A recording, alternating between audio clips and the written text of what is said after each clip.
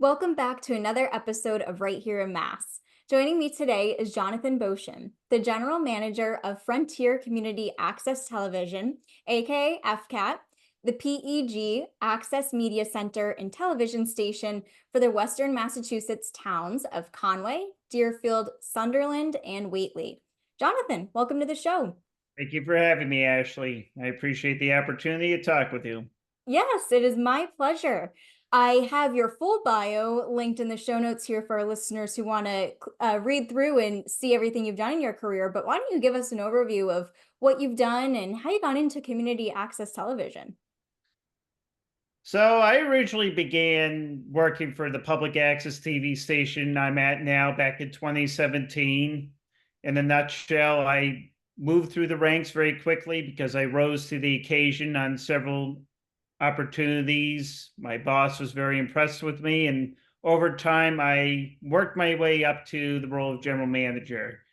And so my interest in media production goes back to when I was a kid, basically. I used to do these little stop motion films with my father's digital camera and a lot of toys, little stuffed toys I had. And I used to do these little cartoons, take all the pictures of them in stop motion, arrange them into Microsoft PowerPoint, then record those onto a VCR with music.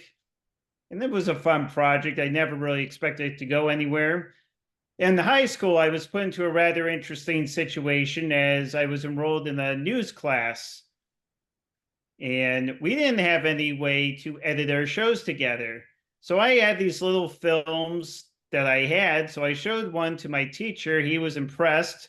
So he let me take all of our footage home. And next thing I know, I was editing together all these newsreels for my high school. It was quite interesting, I think. After high school, I went on to college. I wasn't overly interested in video production, believe it or not. I was actually more interested in film preservation because I actually have loved the older movies and stuff. A lot of these little high school films I did, I actually modeled them after a lot of the old newsreels that they used to replay on television because that was what I was capable of doing. Sort of made use of my resources. But a lot of the modern day stuff just didn't appeal to me. I tried getting to school for film preservation and it didn't work out. And it dawned on me that I did have skills in media production. So back in 2010, I went and got a digital video production certificate at the Boston University Center for Digital Imaging Arts. I was enrolled there from 2010 to 2011. And my final video project was a well received video on the Waltham Watch Factory. It was a documentary. I put it together because I loved local history. Narrative films just didn't really interest me, but documentary work and sort of sharing information and knowledge with people did.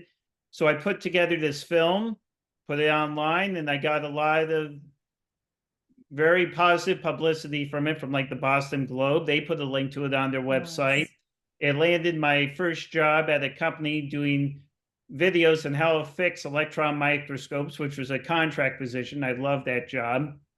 I was there for a few years and eventually the contract ended. And after that, sort of did little odd jobs here and there. Then finally in 2017, I got word that one of the people in the area, his name was Chris Collins, was looking for a production assistant to come work for him at Frontier Community Access Television.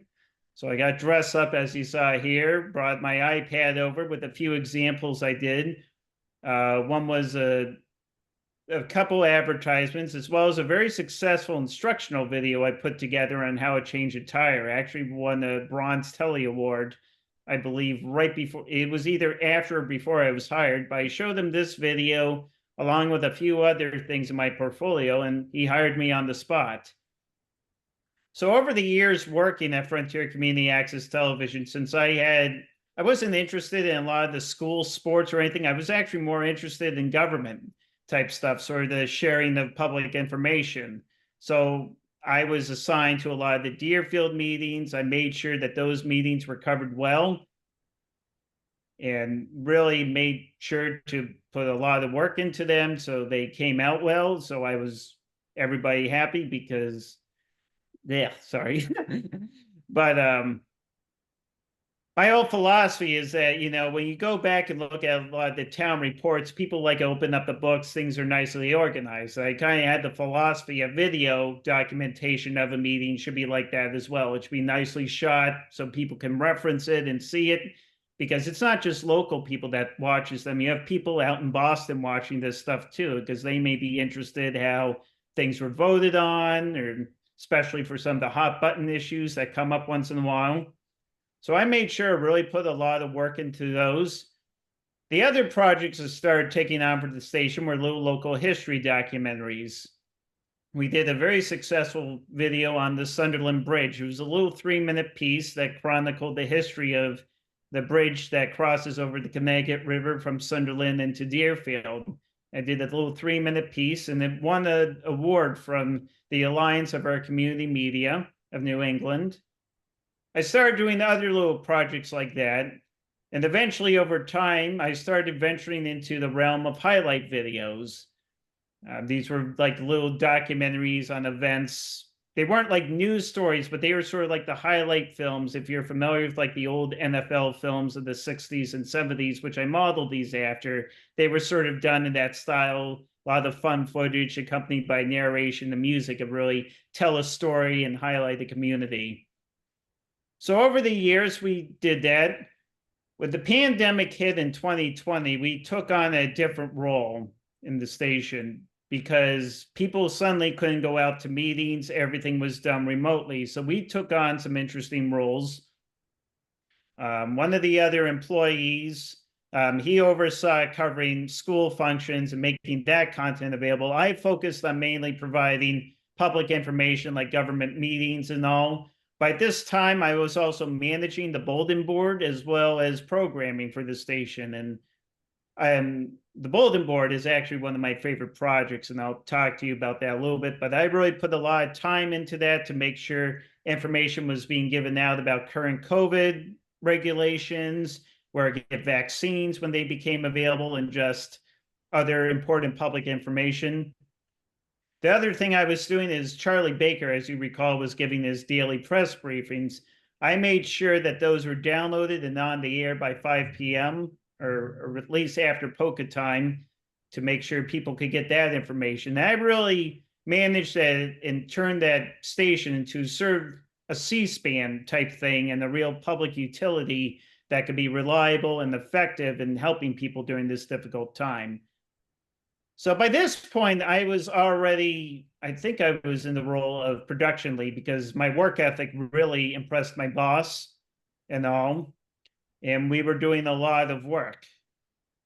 So the way I became general manager, and I apologize if I kind of tear up during this Oh, interview, during yeah. this. So when I was hired, and this has been shared publicly in the newspaper, my boss who had me, who I became very good friends with, had some health issues. And by 2021, I was unofficially running the station because of his circumstances. And Mm. I believe it was around December of the time he went into the hospital again. And he made me the interim director, because the plan was he was going to have a medical procedure done, and then he was going to resign from that role and transition me into that role. He unfortunately ended up passing away in February, and I was put into the role of general manager. We kind of held off a little bit to promote it, just because I didn't like the circumstances in which it came about. But that was a huge, that my career really took a very different turn at that point, because now I was not only a filmmaker and overseeing content and directing, like doing graphic design, I was now in the management position, which, despite the difficult circumstances, was still, I rose to the occasion with it and really have done a lot with that. And there was a lot of stuff that me along with my board was very supportive of me, as well as my family and friends were very supportive of me during this difficult time. But eventually things came together, and station. I'm very happy with it. I know my staff have complimented on the direction the station has gone under my leadership, and it continues to flourish. And right now, what I'm looking to do, I have a big documentary project I'm doing. I'm not quite ready to publicly release details on it as it's still being filmed, but I have shared it with friends and family and other people in town with what I'm doing, and they're excited for the project. I'm focused on doing that, and I also manage the bulletin board as well as programming and personnel. And so far, it's been a fun journey. Yeah, good for you, Jonathan. What an incredible career you've had from, as you mentioned, from the very beginning, being a kid and being able to film videos and edit videos in high school. And then now here you are today in the general manager position. That's truly wonderful.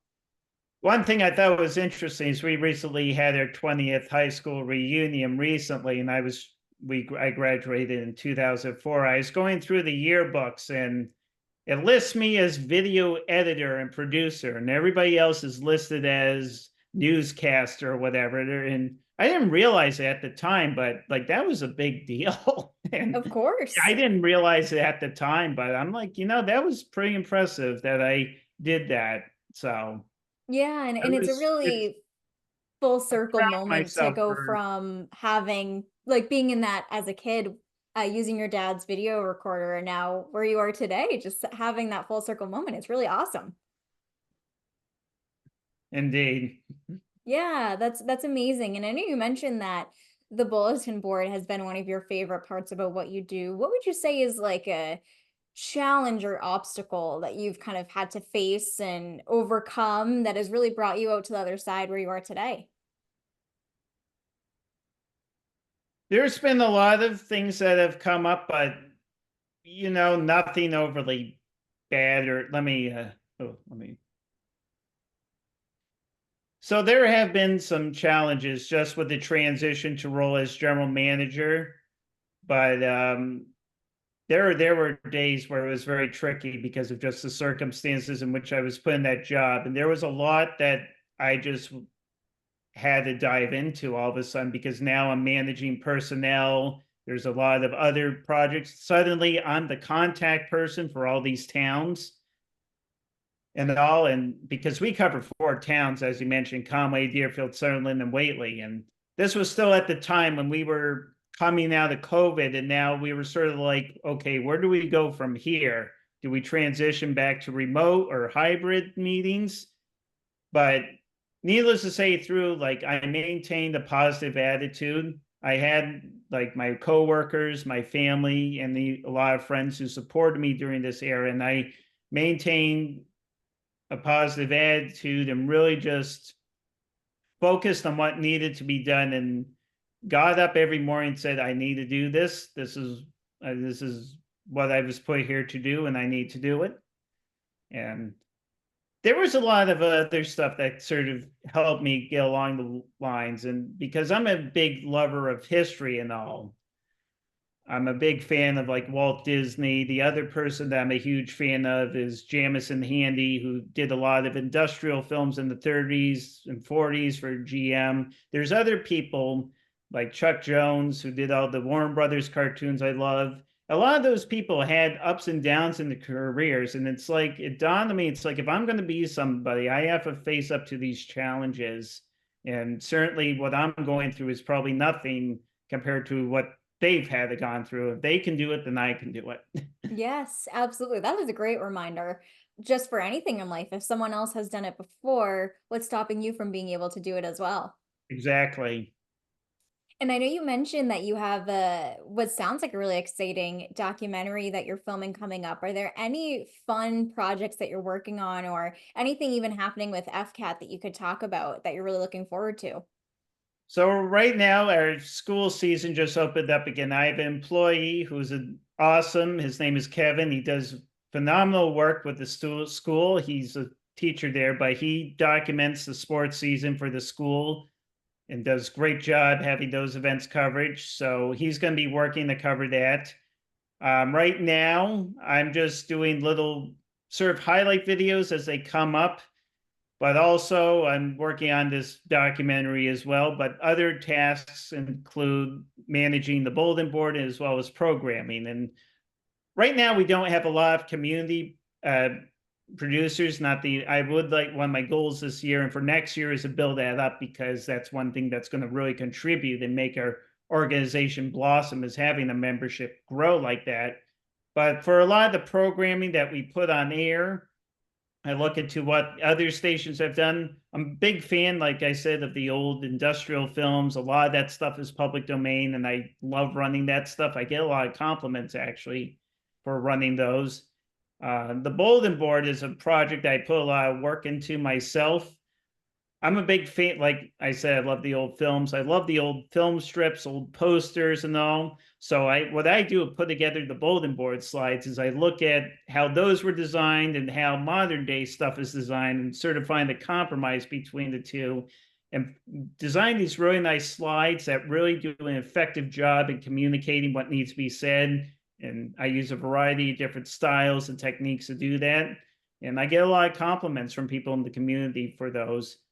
For other exciting projects, we're in the process of having one of the big projects I recently had done that needed to be completed was having a new archival server installed.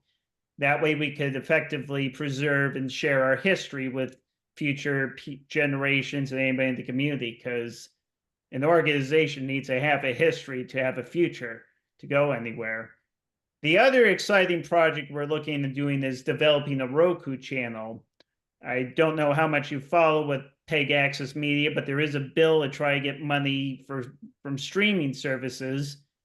And when that happens, I want something ready to go, because that's where I believe the demand is going to be, not so much the cable access channels, but more in doing streaming in Roku. So I'm in the process of having an employee develop that for me. And there's a lot of really exciting things going on like that in the area of community media. The other project that we've looked into doing is, and we need to talk about this at our next board meeting, but is helping out filmmakers. This past summer, we had a young man from Frontier Regional School write a short film. And one of our summer projects that was done with my youth outreach coordinators, we helped this young man make this short film, and we're now helping him edit it. So we're looking into other ways to help stay relevant, because I don't agree with this whole thing that public access TV stations are dinosaurs. I think that's a terrible opinion. We're relevant and we're just as important as we were 20 years ago. We're like public libraries, technology grows, but the need for us to be there is still there, and we just grow and adapt with time as it changes. Absolutely. And I think that's a great point that you mentioned. It's critical for keeping people within these communities that you serve aware of what's happening within these communities and feeling connected to one another with all of the insights that you share, whether it's like you mentioned sports, or whether it's any type of governance meetings that might be happening. I mean, it's like you mentioned, I fully agree with you. It's very important. So And so, with so many things that you have going on and so many different projects that you have your hands in, how do you juggle it all? Like, how do you find that you're able to maintain all of the exciting things that you're working on without feeling overwhelmed or feeling like you're pulled in too many different directions? I have two activities that I love doing outside of work. I exercise, and I also go swing dancing, and it's a lot of Cool. fun. So the exercise, I love bike riding. Until recently, I was running religiously, but unfortunately, recently had a knee injury, which now Oh, has made me say it's time to hang up the running shoes. But I'm looking into taking up other forms of exercise to stay with it, because that's an excellent way to relax as well as manage stress.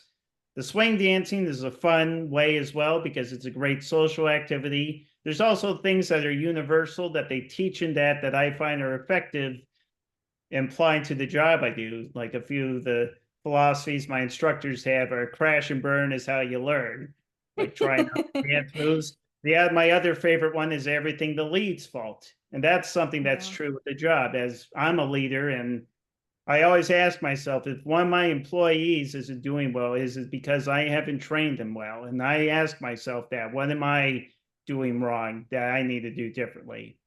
Yeah, that's a great mindset. And I love that you have those activities that you do for yourself to, like you mentioned, make sure that you're focusing on your own health and balance and creativity and all of that stuff. Those activities definitely help to contribute to. So there's other activities I'm engaged with as well that are also work related too that have helped me sort of figure out how to juggle the things. I'm very involved with Toastmasters International. Before the Nice. pandemic, I used to be involved with that a lot, and I love the program. And originally, I joined that because I one of my hobbies was giving presentations on old historic theaters. And actually, one of the first presentations I did employs a technique I developed for my Apple Keynote presentations, doing virtual tours of old theaters. I had a set of trade photos to a theater that was out in Athol, Massachusetts. It was called the Yark Theater. Unfortunately, it's going to be demolished soon because it's not in good shape. But I had pictures of what this place looked like when it opened in 1930. So I put together this lovely presentation, was able to use like appropriate transitions to give like the feeling you were touring this building. And I presented that and I got a lot of positive feedback. And I had a lot of people compliment me and say, I've never seen a presentation done like that before. And I've been thinking of times when I've gone to sales presentations and all, and they're the typical PowerPoint presentation, which had its purpose, but I feel the technology is at a point where we can move beyond that. So it's like, I'm doing these successful presentations. I'm going to get involved with a group focused on them and see if there's a way I could share my ideas. And I started sharing a lot of what I was doing. And I didn't know this, but I also started to grow to where I felt very confident, even more confident in getting up in front of a group of people. I pay attention and make sure I don't drop a lot of so's, uhs, and other words like that, which my apologies if I did that during this interview. But I started paying attention to that. It also gave me a lot of confidence too. And one of the things that helped with that is we have a little thing called table topics, which is a little an improv session where you give up and give like a 2-minute speech based on the prompt. And I started doing that, and that really helped my critical thinking. In 2021, when my boss had me starting to come to the board meetings and having me present for him, I found that skill and having that diverse knowledge of how to present outside of film history really helped me and helped my confidence as well as my presentation and really presenting information. And it's helped me tremendously. And one thing I will mention too, I unfortunately had to take a break during Toastmasters during the pandemic because there was just too much going on with all the public meetings and the remote thing. It just got to be too much. But recently I've started getting involved again. My Toastmasters club was very impressed with how I became general manager. So they recently asked me to become the president of the club as well. That's amazing. We're very focused on rebuilding our membership in the post-pandemic world and seeing what we do from there. And it's my passion for public speaking and helping people has grown beyond helping people develop good AV aids. It's now getting people involved and showing them that they can do stuff.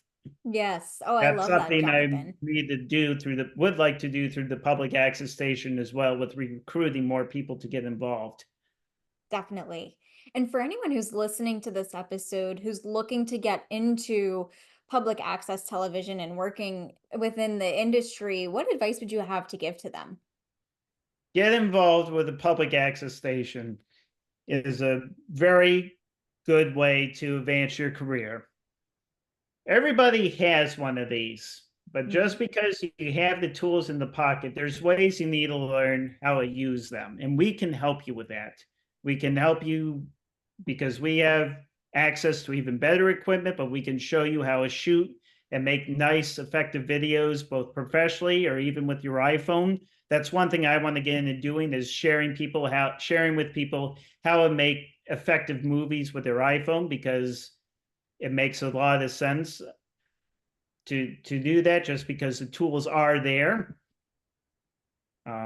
If you live in Conway, Deerfield, Sunderland, or Whately, feel free to contact me through FCAT at mail@fcat.tv to get involved. If you live in another town, be sure to reach out to them and see how you can get involved with there. And having the good expertise and passion for media production really helps because they can really work with you to help you build up and learn the business. Contrary to what's sort of put out by the media, it's not always, I'm getting a little off track, sorry. That's okay. Things are not always glamorous and fun 24/7. There's a lot of work that goes into making an effective video. The other thing too is having a real positive attitude and having your own brand style. I call it sort of the pyramids of success, and I haven't marketed this yet, but having a good positive attitude is at the top because people want to work with somebody who's happy and positive and upbeat. You also need to have your own brand and style that separates you, and you also need to know the equipment. Positive attitude and brand and style is something that people figure out as they go along, but showing people the ropes on how to use equipment and take advantage of opportunities and how to get involved with the public access station and make successful videos is something that we could clearly help you with. Yes. Oh, great advice, Jonathan. Thank you for sharing that. As we get closer to the end of this episode, one of my favorite questions to ask our guests is what their favorite local businesses are to support. So, what would you say your favorite local businesses are?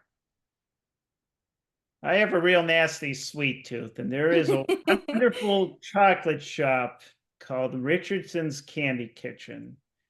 They have I have completely cut out eating chocolate and sort of the stuff that you get at the gas stations because that stuff's not good for you. But I cannot pass up chocolate from Richardson's Candy Kitchen. It is phenomenal. Oh, good to know. It's it's worth the calories. Let's just put it like that. Perfect way to put that. Jonathan, thank you so much again for coming on today's show. And I would love to give you the opportunity to share with our listeners where they can find you online in case they'd like to connect with you further. So the public access TV station mail that I manage, Frontier Community Access Television, is online. Our email address is mail@fcat.tv, mail@fcat.tv. People who would like to see my work goes up on the YouTube page. That's through FCAT. I also have my own personal Vimeo page, which includes stuff I've done for the station, as well as some other personal projects I've done here and there. Though the majority of stuff that's on that page now is now through the FCAT website, or through the YouTube page, excuse me. So those are the two ways to mainly connect with me. I'm also on LinkedIn and all, which is used to sort of show off my resume and other stuff I'm working on. So Awesome. And I will link to those places in the show notes that way our listeners can click through and connect with you from there. But thank you so much again for being a guest on today's show. thank you, Ashley. I appreciate speaking with you.